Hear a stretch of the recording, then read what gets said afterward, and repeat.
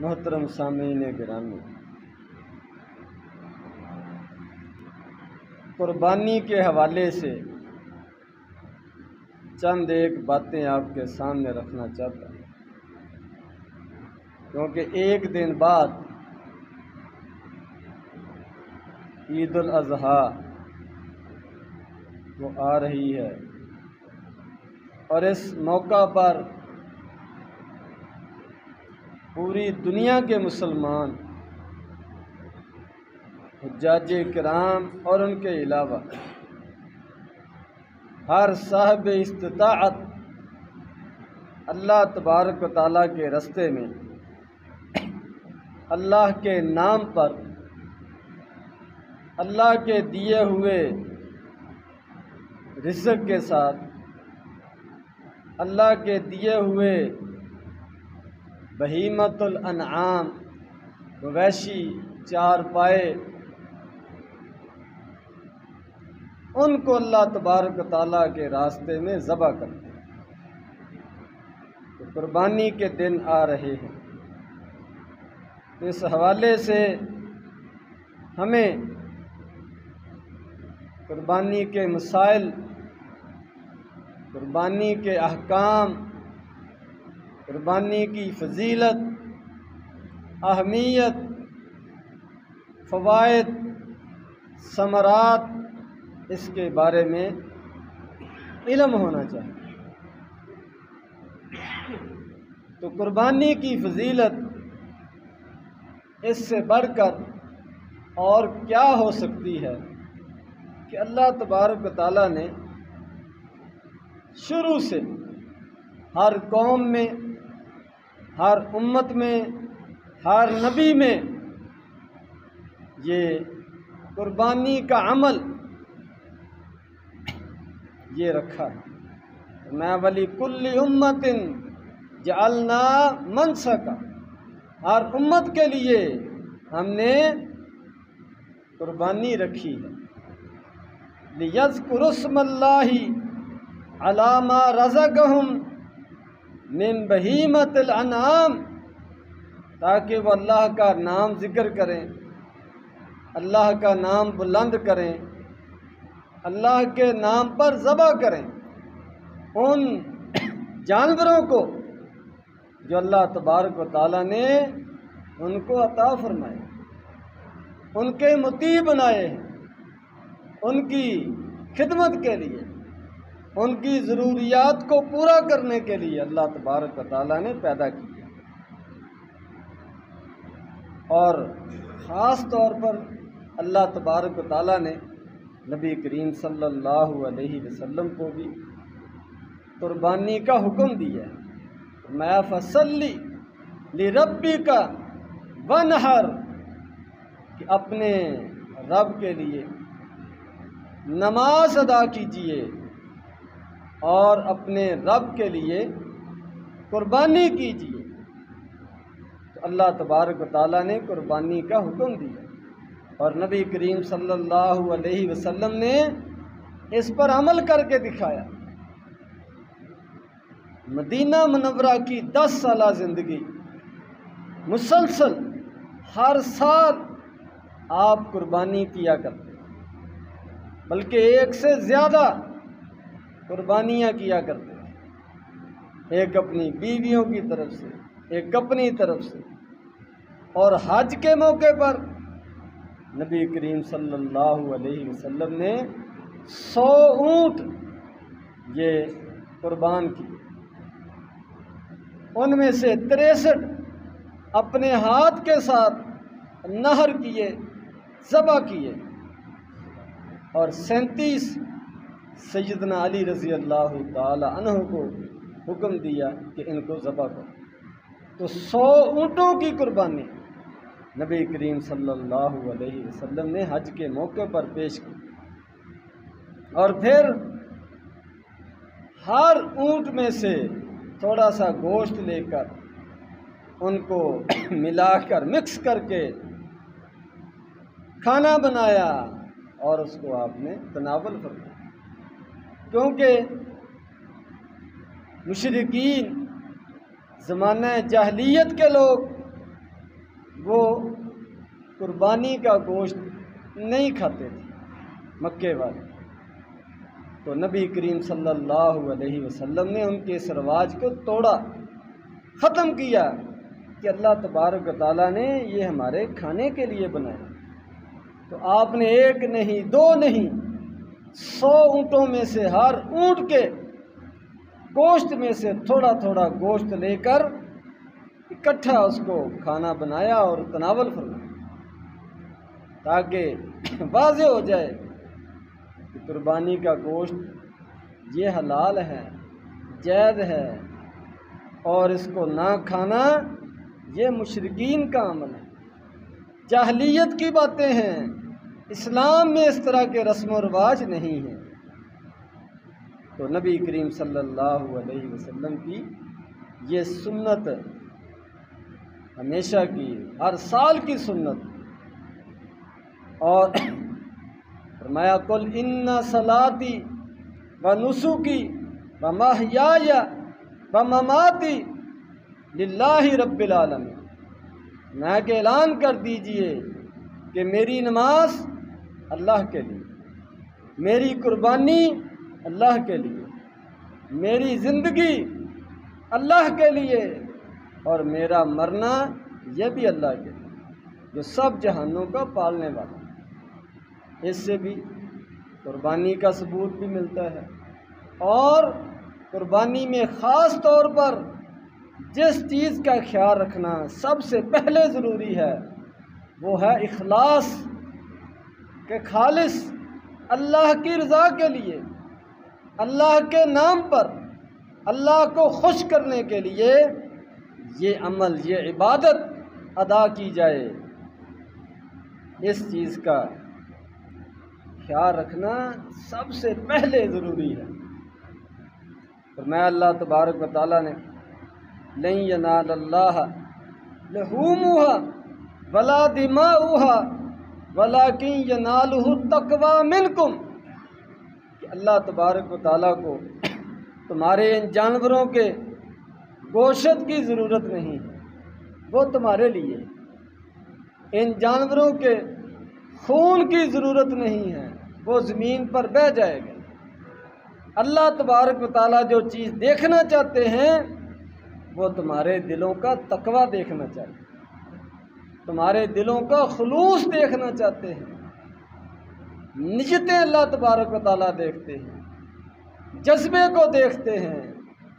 اطاعت اور فرما برداری کے جذبے کو، رضامندی کو اللہ تبارک و تعالیٰ دیکھتے ہیں کہ کتنے شوق سے، کتنی محبت سے اللہ تبارک و تعالیٰ کے دیے ہوئے مال میں سے اللہ کے راستے میں یہ خرچ کرتا ہے، جانور ذبح کرتا ہے، اور مقصد اللہ کی رضا ہے، اللہ کی اطاعت فرما برداری ہے، دکھلاوا نہیں ہے، شہرت نہیں ہے، ناموری نہیں۔ یہ چیز سب سے پہلے ہمیں قربانی کے اندر مد نظر رکھنی چاہیے۔ اور فرمایا، مسلم شریف کی روایت ہے، نبی کریم صلی اللہ علیہ وسلم نے فرمایا ان اللہ لا ينظر الى اجسادکم ولا الى صورکم ولکن ينظر الى قلوبکم، اور ایک روایت میں اعمالکم کے لفظ، فرمایا کہ اللہ تبارک و تعالیٰ تمہارے جسموں کو نہیں دیکھتے، کہ جس کا جسم جتنا زیادہ تندرست ہے، صحت مند ہے، اتنا زیادہ اس کو اجر و ثواب ملے گا، ایسی بات نہیں۔ نہ اللہ تبارک و تعالیٰ تمہاری صورتوں کو دیکھتے ہیں کہ جو جتنا زیادہ خوبصورت ہے اتنا زیادہ اس کو اجر و ثواب دیا جائے، نہ مال و دولت کو دیکھتے ہیں کہ جو جتنا زیادہ امیر ہے اس کو اتنا زیادہ اجر و ثواب دیا جائے، نہ کسی عہدے کو دیکھتے ہیں کہ جتنی بڑی پوسٹ پر ہے اتنا زیادہ اجر و ثواب دیا جائے، ایسی بات نہیں۔ تو یہ ظاہری چیزیں یہ نہیں دیکھی جاتی، فرمایا ولیکن ینظر الی قلوبکم، اللہ تبارک و تعالیٰ دیکھتے ہیں تو تمہارے دلوں کو دیکھتے ہیں، تمہاری نیتوں کو دیکھتے ہیں، تمہارے جذبات کو دیکھتے ہیں، تمہارے خلوص کو دیکھتے ہیں۔ اعمالکم، اور جو تم عمل کر رہے ہو اس کو دیکھتے ہیں، یہ عمل کیسا کر رہا ہے، سنت کے مطابق کر رہا ہے یا اپنی مرضی سے کر رہا ہے، اس میں بدعات اور خرافات کا اضافہ تو نہیں کر رہا، یہ اللہ تبارک و تعالیٰ دیکھے۔ تو یہ قربانی کے معاملے میں بھی اس چیز کو سامنے رکھنا ضروری ہے، اور خاص طور پر خلوص کے ساتھ ساتھ، اچھی نیت کے ساتھ ساتھ اللہ تبارک و تعالیٰ نے جو مال دیا ہے اس میں حلال کا خیال رکھنا، پاکیزہ مال سے قربانی اللہ کے راستے میں پیش کرنا، اس کا خیال رکھنا بھی نہایت ضروری ہے۔ فرمایا نبی کریم صلی اللہ علیہ وسلم، ان اللہ طیب لا یقبل الا طیبا،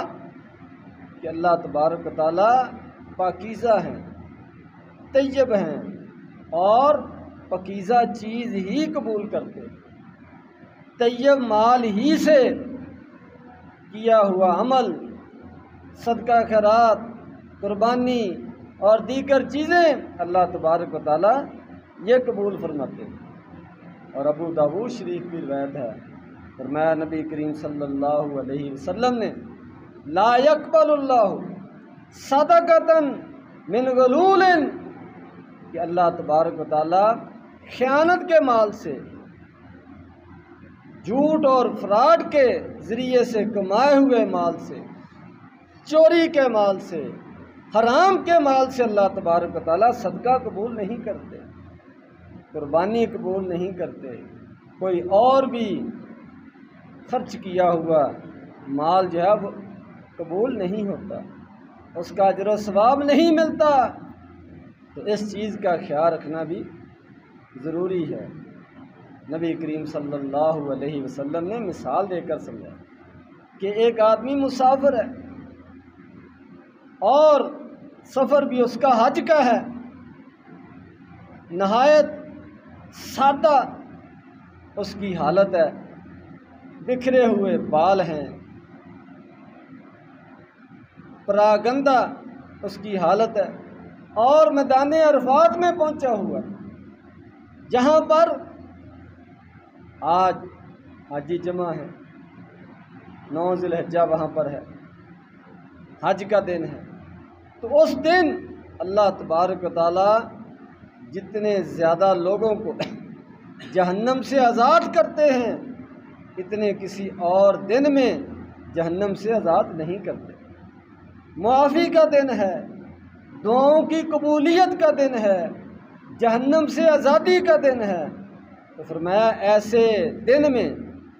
اور ایسی مبارک جگہ میں اور احرام کی حالت میں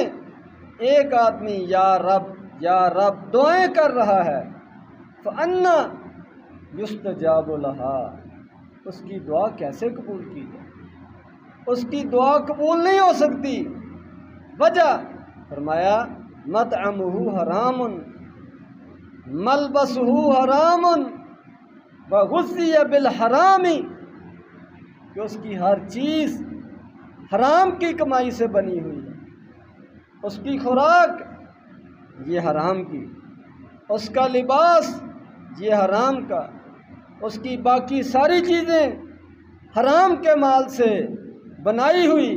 فَأَنَّا يُسْتَجَابُ لَهَا، اس کی دعا کو کیسے قبول کیا جائے؟ تو بات کرنے کا مقصد یہ ہے، قربانی ہو، حج ہو، کوئی اور عمل ہو، صدقہ خیرات ہو، اس میں خلوص،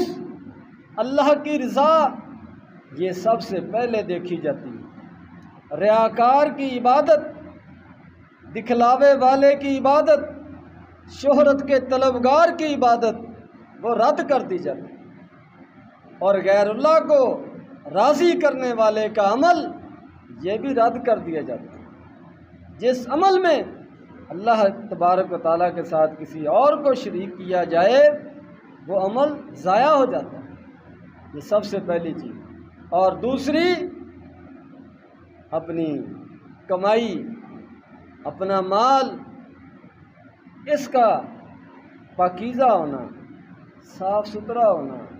حلال ہونا، یہ بھی بہت ضروری ہے۔ تو قربانی کے اندر بھی اس کو مد نظر رکھنا، سامنے رکھنا، یہ لازمی ہے۔ تو عبادات، نیک اعمال، صدقہ خیرات، یہ بڑے اجر و ثواب کا ذریعہ ہیں، گناہوں کی معافی کا ذریعہ ہیں، جنت میں داخلے کا ذریعہ ہیں، جہنم سے آزادی کا ذریعہ ہیں۔ لیکن جب آدمی اپنے آپ کو حرام سے بچائے، ریاکاری سے بچائے، یہ بنیادی چیزیں ہیں جن کا خیال رکھنا ضروری ہے۔ اور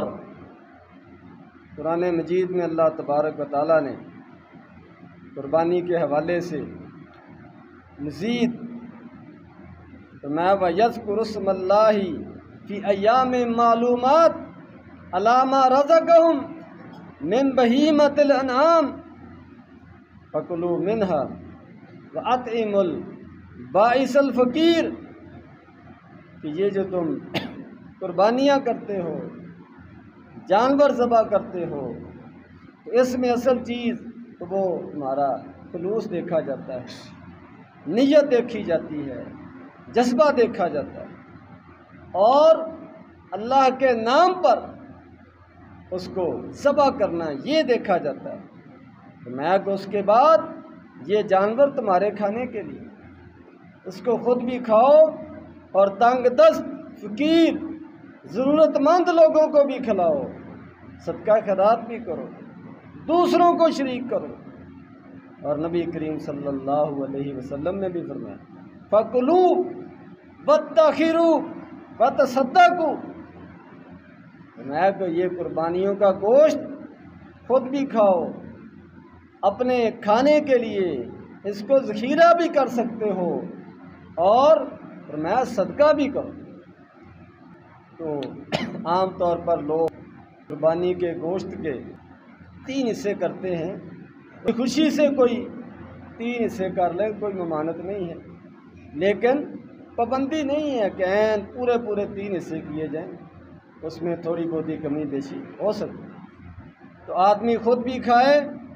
جتنی ضرورت ہے، اور آئندہ دنوں کے لیے ان کو ذخیرہ بھی کر سکتا ہے، سنبھال کر رکھ سکتا ہے۔ کوئی حد نہیں ہے کہ اتنے دنوں تک یا محرم کے آخر تک اس کو ختم ہونا چاہیے، یہ کوئی پابندی نہیں۔ ہاں، دوست احباب، رشتہ دار، عزیز و اقارب اور ضرورت مند، فقیر، مسکین، ان کا بھی خیال رکھو، وَتَصَدَّقُوا، ان کو بھی دو، ان پر بھی صدقہ کرو۔ ان کو دینے کے بعد اپنے لیے بھی تم سنبھال کر رکھ سکتے، یہ نبی کریم صلی اللہ علیہ وسلم نے اجازت دی ہے۔ اور قربانی کے حوالے سے ایک قربانی کا جو وقت ہے اس کا لحاظ کرنا یہ بھی ضروری ہے۔ نبی کریم صلی اللہ علیہ وسلم نے فرمایا، بخاری شریف کی روایت، فرمایا ان اول ما نبدأ به فی یومنا ھذا ان نصلی ثم نرجی فننہر، میں کہ آج عید کا دن سب سے پہلے ہم نماز ادا کریں، اللہ تبارک و تعالیٰ کے سامنے حاضری دیں گے، اور اس کے بعد ہم اپنے جانور ذبح کریں گے۔ تو گویا کہ آپ نے جانور ذبح کرنے کا وقت بتا دیا کہ وہ نماز کے بعد ہے، نماز سے پہلے نہیں ہے۔ ایک روایت میں آتا ہے کہ نبی کریم صلی اللہ علیہ وسلم جب نماز سے فارغ ہوئے تو آپ کے سامنے گوشت پیش کیا گیا، تیار شدہ، پکا ہوا۔ میں کہ یہ اتنی جلدی کیسے تیار ہو گیا، ابھی تو نماز سے فارغ ہوئے۔ تو قربانی کرنے والے نے کہا کہ میری نیت یہ تھی، مقصد یہ تھا کہ سب سے پہلے آپ ہمارا گوشت جو ہے وہ تناول فرمائیں، اس لیے میں نے پہلے ہی اس کو ذبح کر کے تیار کر لیا اور آپ کو پیش کیا۔ تو فرمایا یہ گوشت ہے، یہ جانور ذبح کیا ہے، حلال ہے، ٹھیک ہے، لیکن یہ قربانی